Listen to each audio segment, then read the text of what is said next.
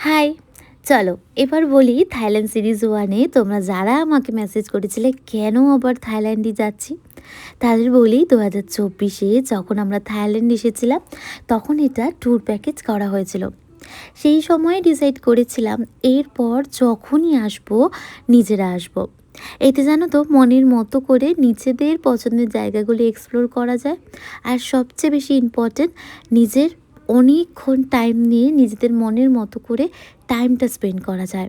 তাই ১-১.৫ মাস আগে যখন ডিসাইড হচ্ছিল কোথাও একটা ঘুরতে যাব, দুজনের মাথায় আগে আসে থাইল্যান্ড।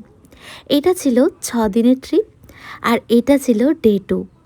এখানে সবচেয়ে বেশি মজার জিনিস আমার কাছে কোথাও ঘুরতে গিয়েই প্রথম ছোট্ট ছোট্ট করে, রোজ তো পসিবল হয়নি, ৩-৪ দিন শ্যুট করেছি।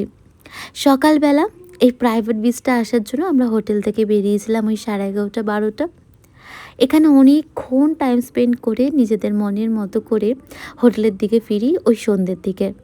আর জানো তো বিচ মানেই আমার কাছে মনে হয় একটু শান্ত পরিবেশই বেশ ভালো। এইভাবে তো ডে 2টা কাটলো। পরের মুহূর্তগুলো তোমাদের সাথে নেক্সট পার্টে ছোট্ট ছোট্ট করে শেয়ার করব।